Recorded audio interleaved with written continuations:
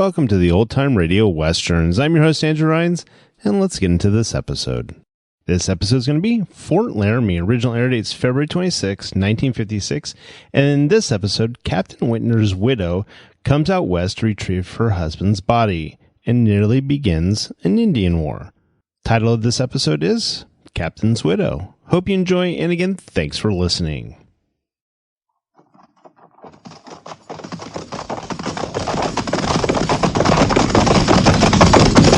At the gallop!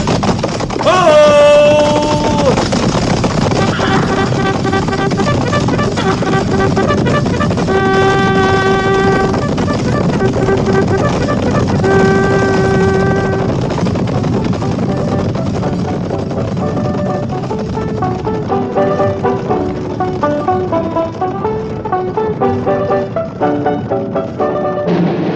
Fort Laramie.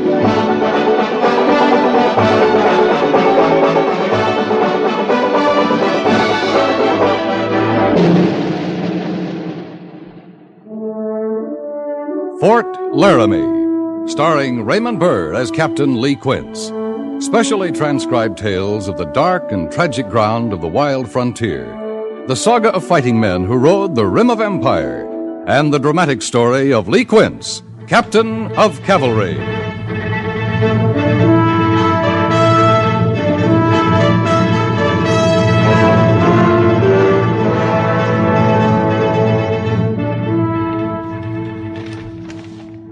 "83 men for duty. Hardy and Simmons in the hospital. 5 men on leave, Captain." All right, Corporal Mercer. Just leave the morning report on the desk. Yes, sir. One of the 3 new men is transferred out here from Fort Larned have been assigned a 2nd platoon, sir. Come in. Captain Quince, the supply train's on its way in. Oh, good.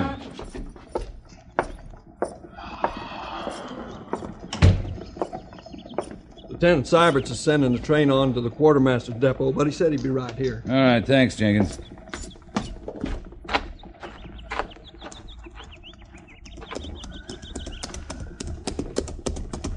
Oh. Supply train in from the railroad at Cheyenne, Captain. All stores is ordered. Anything to report, Mr. Siberts? Cracked hub, 2 mules lame, 1 destroyed, otherwise routine, sir. Your command have a good time in Cheyenne? I think they did. I noticed a few skinned knuckles. Any complaints from the civilian authorities? No, sir. All right, Siberts. Sign out to the quartermaster. Water and turn your stock out in the South Range. Dismiss your men. They're relieved from further duty until... What's that buggy doing in your train? Oh, I was going to tell you about that, sir. We had a passenger, a lady. Lady? Mrs. Wentner. She's the widow of an officer who was stationed here. Oh, that must have been Captain Wentner. Said he was killed by Cheyenne. Oh, that's right. 3-4 years ago up in Lance Creek. His whole command was wiped out. That was before my time. I wonder what she's doing here. She didn't tell you? No, sir. Handsome woman. I take it you enjoyed your trip then, Mr. Siberts? Not bad, sir.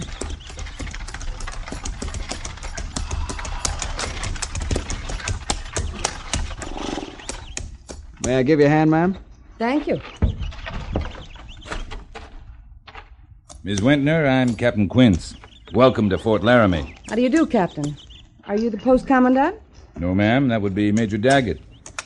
We didn't expect you, Mrs. Wentner. Perhaps your letter was delayed. There was no letter. I told no one I was coming. If we had, we might have arranged a more fitting reception and better transportation. This was quite satisfactory. I rented the horse and buggy in Cheyenne, and the lieutenant furnished me a driver. You were very considerate, Lieutenant Siberts. Thank you, Mrs. Wentner. Now, if you'll excuse me, I'll get back to the train. Of course, thank you, Lieutenant. Pleasure, ma'am.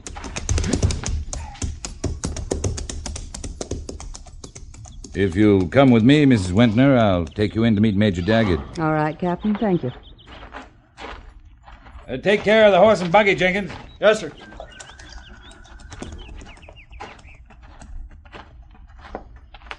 Did you know my husband, Captain Quince? Why, yes. Out here? That's right.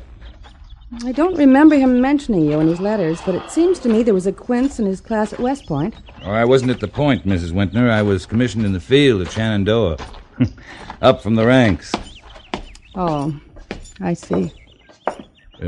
Here we are. Come in. Oh. Major Daggett, this is Mrs. Wentner. Just came in with a supply train. Well, this is a pleasure, Mrs. Wentner? That's right, Major. I'm Philip Wentner's widow. Oh, yes. Won't you sit down? Thank you. I didn't know your husband myself, Mrs. Wentner, but I've been assured that his death was a great loss to the Army. Even more tragic for yourself, of course. It was a horrible thing. And even worse, a terrible, unnecessary thing. He could have been safe in Washington. I arranged it all with the president himself. I see. I could never understand why Philip refused it, but he was a stubborn man. Well, he was very popular here, I understand. Isn't that right, Captain Quince? He was a good field officer, Miss Wentner. Perhaps he wouldn't have been happy at some desk in Washington. It might have been better for him to be a little unhappy and alive today, mightn't it, Captain? That's hard to say, ma'am. Well, at any rate, we're happy to have you here, Mrs. Wentner. Sorry we weren't prepared, but I'm sure Mrs. Daggett will be able to arrange things comfortably. You'll stay with my wife and me, of course. Thank you, Major. And perhaps we can use your visit as an excuse to liven things up around here. We've had very few social activities. Might even arrange a reception or something of the sort. Major Daggett, I'm not here for social reasons. Well, what I meant was... Major Daggett, I came to get my husband's body.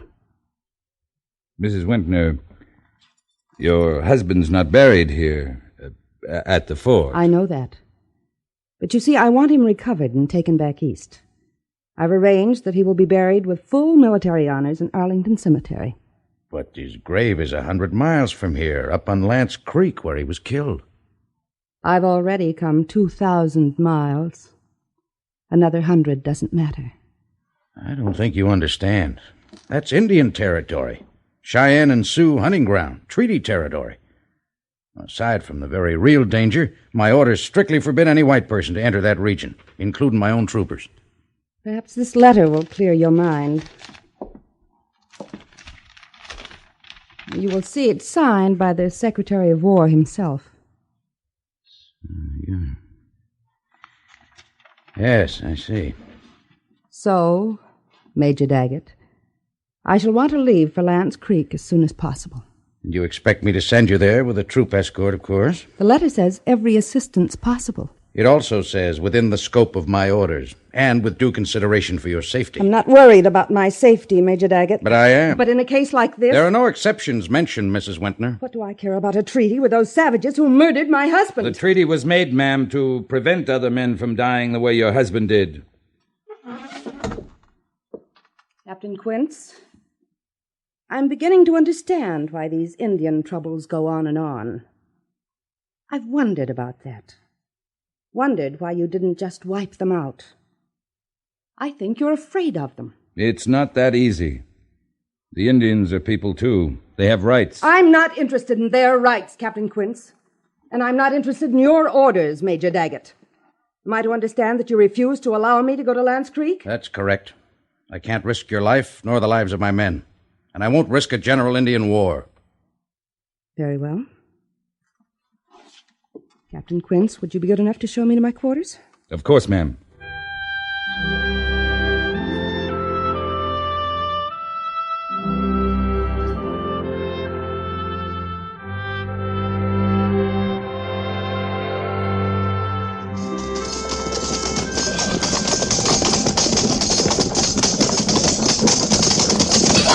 Company! Right front in the line! Right front in the line! Ho!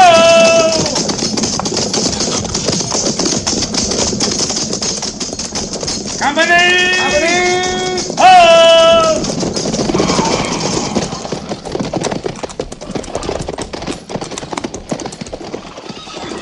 Sergeant Goerss. Yes, sir. Dismiss the company. Yes, sir. Company! Prepare to dismount! Dismount! Fire off!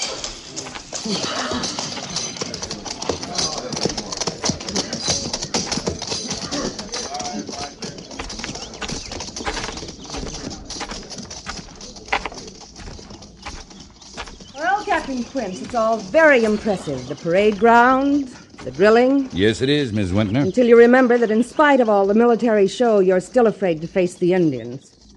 Have you completed your tour of inspection? Yes. Lieutenant Siberts has shown me everything, I think. It's all very interesting. Seeing the place that Philip called home.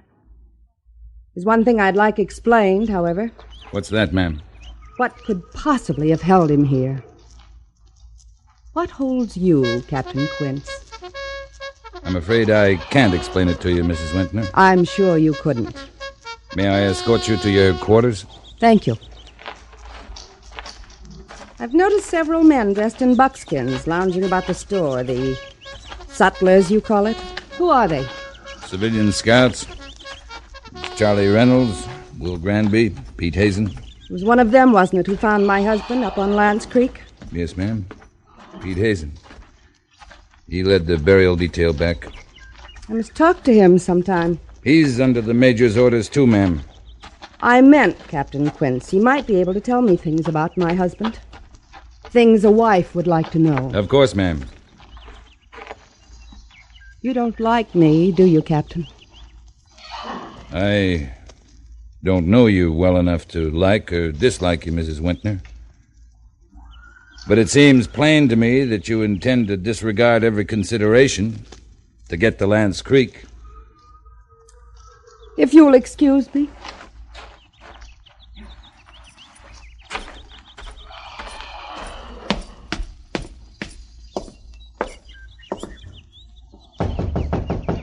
Come in.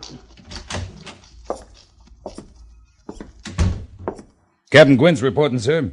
Oh, Lee. I've just been thinking, Caldwell's due for a leave. Who can we send out to the Clearwater Patrol as replacement? Is Siberts too green? No, he'll do. He's come along fast. All right, good. Major, what about Mrs. Wentner? Well, what about her? I think she's going to make trouble. I don't think she can. I've kept a check at the telegraph office and the mail. I think she's accepting the inevitable. I don't. I think she's determined to go to Lance Creek, one way or another. How can she, if I won't let her? I don't know, but I think you better warn the civilian scouts, especially Pete Hazen. Oh, he wouldn't be that much of a fool. I wouldn't think so either. But with her, anything can happen. I believe that. She's quite a woman. Oh, by the way, the evening social's all set up for Saturday night. Nettie's sending out the invitations today. Having a small dinner first. You're supposed to come. Oh? As Mrs. Wentner's escort. Why me? You're an inmate of Old Bedlam. You're eligible. There are other bachelor officers living there, Siberts. Youngsters. She's more your age. Now, don't fight it, Lee. Nettie's mind's made up. Only one thing I don't like about your wife, Major. She's a matchmaker. Yeah, I know. She can't help herself. Hates to see an unmarried officer, especially one as old as you. And after all, Mrs. Wentner is a widow and mighty attractive. You could do worse. Major, some women are Army, some aren't. When Phil Wentner came out to Laramie, he came alone. She seems to fit in fine now. Maybe she's changed. Women like that don't change. Just the same, you'll escort her Saturday night. You better present your compliments to her tomorrow afternoon. That an order, sir? Tomorrow afternoon, Lee. White gloves.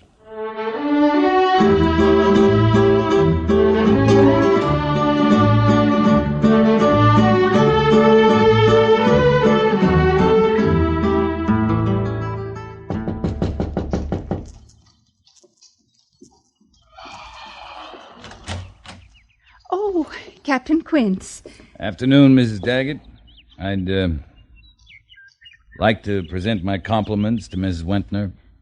Why, yes, of course, Captain. Only, well... What is it, Miss Daggett? Well, it's very strange. But last night, Carolyn asked not to be disturbed this morning. Said she wanted to sleep late.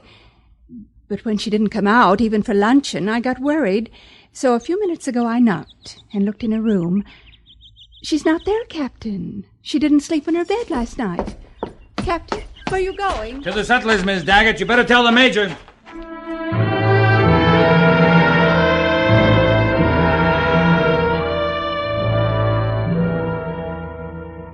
Lee, what do you make of it? It's very simple, Major. Mrs. Wentner was last seen last night. Pete Hazen left sometime before dawn with 2 loaded pack mules, 2 horses, 1 rig side saddle. He left this at the Settlers for you, with a $20 gold piece. Guess it's his resignation. Didn't want to get arrested for disobeying orders.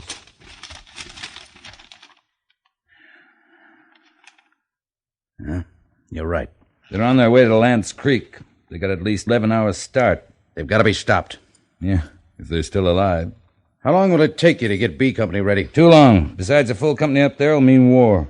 You think you can get a small detachment through, 5 or 6 men? We can try. And if we're caught, we might be able to talk our way out of it.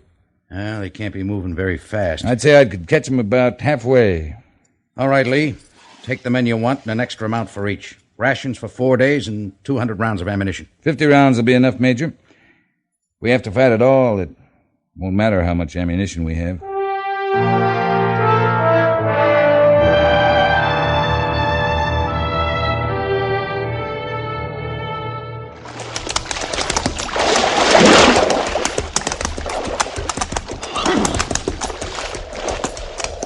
I've lost the tracks, Captain. There, over there, Goerss. Oh, yeah, that's it.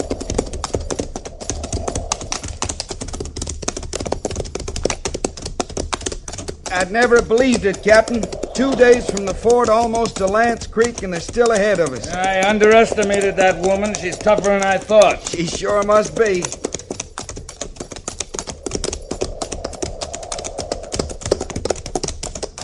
Captain. Yep, and they've seen us. They've stopped.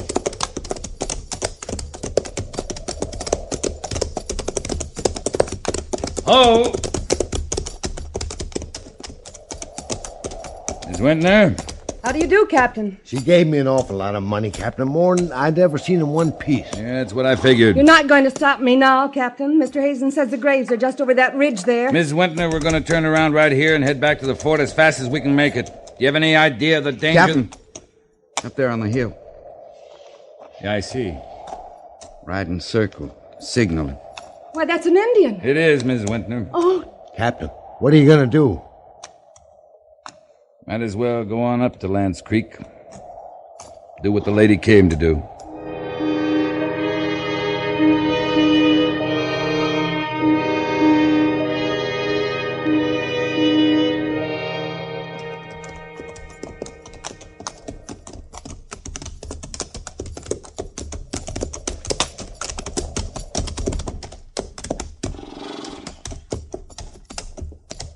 This is it. Right over there.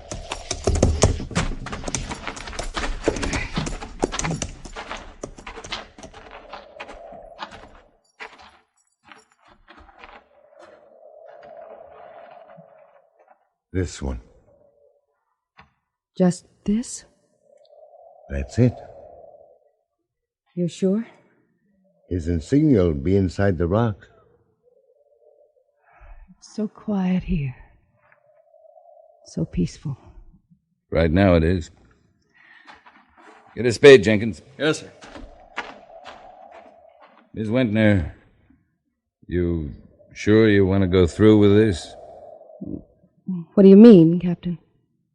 Why, it wasn't time for a proper burial. I see. Did they do anything to him? Cheyenne always do. You may proceed. All right, Jenkins. Miss Wentner, why don't you wait over there? Captain Quince, I'm not a schoolgirl. I came this far. I can stand to watch. All right. Pete, who was this? That there was Sergeant Tackleberry, Captain. One with a red mustache, Captain? And a laugh you could hear clean across the river. Yeah, I remember. And that one there was Lieutenant Williams. Yep. Captain, is that the Lieutenant Williams my husband used to speak about in his letters? I expect so. They were friends. All these men were his friends. Men who lived with him, fought with him, died with him.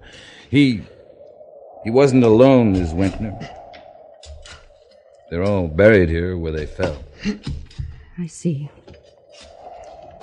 Mr. Jenkins. Ma'am?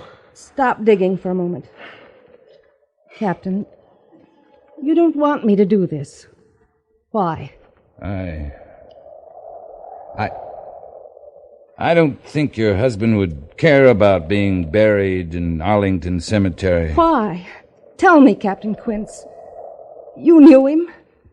What was he like out here? Like any other man, not very different. But he liked it. Liked the country, the men, liked the job. He was willing to die here if necessary. Are you trying to say that he came here to get away? That he didn't want to go back home? That he didn't care about me? He never talked about you, Miss Wentner. Captain, all I want to do is take him back to a hero's grave. He's in a hero's grave. Nothing you or I can do will add to that. You think I'm a selfish woman. I was thinking only of myself, of my pride. Only you can answer that, Miss Wentner. On the ridge, Captain. Yeah, they didn't waste any time. Must have been a hunting party close. They're coming down. Must be 30 at least. Doesn't give us much chance, Captain. Oh. It's important to keep calm, Miss Wentner. Very important right now. What have I done? Bringing you men here to this. We may be able to get out of it yet. Talbot, keep those horses under control. When they get a whiff of those Indian ponies. Miss Wentner, what are you doing? If anything's going to happen, I want his grave just the way it was. Jenkins, help her. Yes, sir. Sergeant Goerss. Yes, sir. Watch her. Stay right behind her. If the Indians attack you, you know what to do. Yes, sir. Don't miss. I won't. What do you think, Hazen? Can't tell yet. They're still bunched, ain't hurrying. But they ain't gonna be friendly. No, we're uninvited guests. Can't expect much. They're down and stringing out. And stopping. Right across the only way out. Well, they won't come any closer to the graves. Cheyenne custom, respect for the dead. Even the dead they killed. We're safe as long as we stay right here. How long can we stay, Pete? Captain, we might try cutting up over the ridge. Oh, the minute we break and run, we're finished. I'll go out to him. Might as well all go, Captain. There'll be no defending ourselves anyways. All right. Miss Wentner? Looks all right now, doesn't it, Captain? Yes, it does. Well, ma'am? Don't worry, I'll be fine. Good. Now, everybody will move slowly forward, leading your horses. Move easily. Don't show any fear or excitement.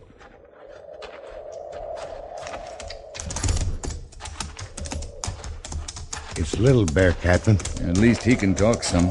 Won't have to use sign. That's right, Captain. I'll do the talking, Hazen. Sure.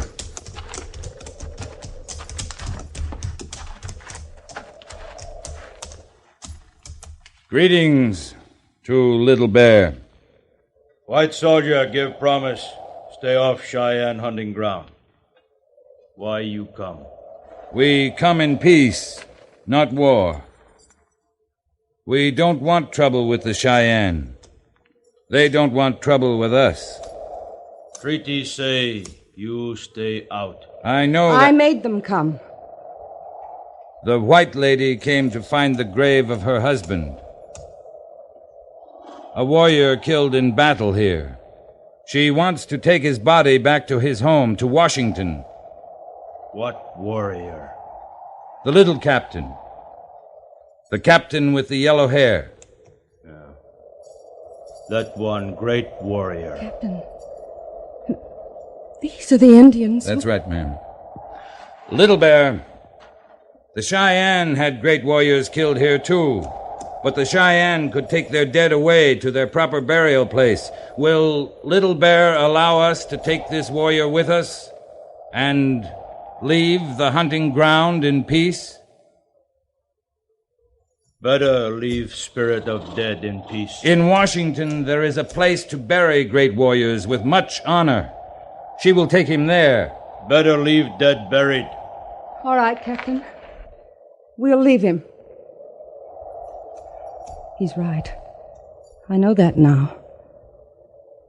Philip is better off here, in his hero's grave. All right, ma'am. Will Little Bear allow us to leave the hunting grounds in peace? Go. Thank you, Little Bear. All right. Everybody mount up. Easy. We'll move out now, before he changes his mind.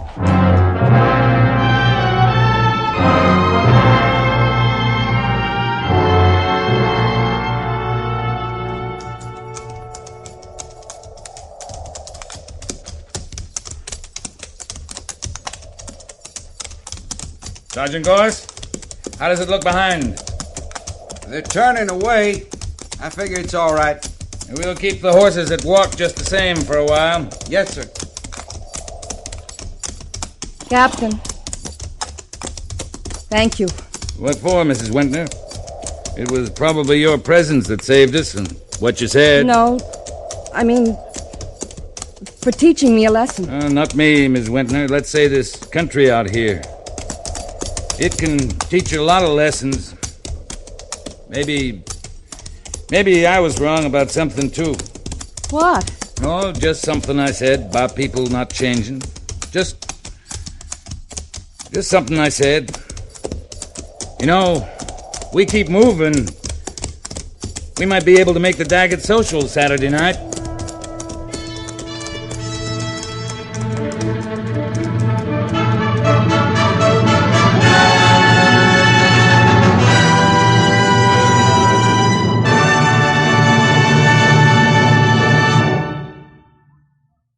Fort Laramie is produced and directed by Norman Macdonnell and stars Raymond Burr as Lee Quince, Captain of Cavalry, with Vic Perrin as Sergeant Goerss.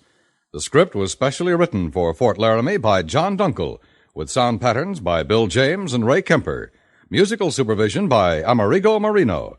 Featured in the cast were Virginia Gregg, Jack Moyles, Harry Bartel, Jack Kruschen, Helen Kleeb, Joseph Cranston, and James Nusser.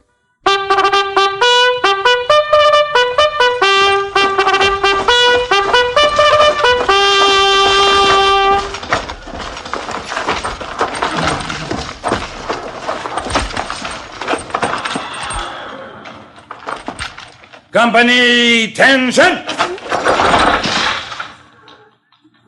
Dismiss!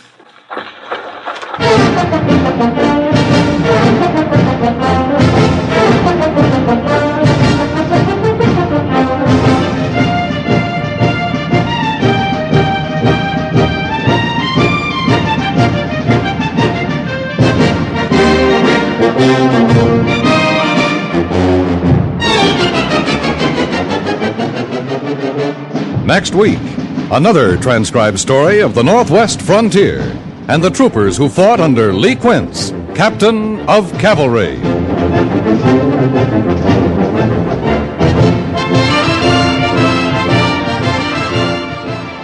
Half a loaf may be better than none at all when you're bargaining for bread. But every Sunday, the Edgar Bergen Show calls for a happier arrangement than that. For each half of the Edgar Bergen Show seems somehow to be better than the other half. And with so much fun in store, there's no need for compromise. Enjoy all of the lighthearted antics of Edgar Bergen, Charlie McCarthy, Jack Kirkwood, Effie Clinker, Mortimer Snerd, Gary Crosby, Carol Richards, and the famous Edgar Bergen End Table Discussion Group. They'll all be with you again over most of these same stations every Sunday night.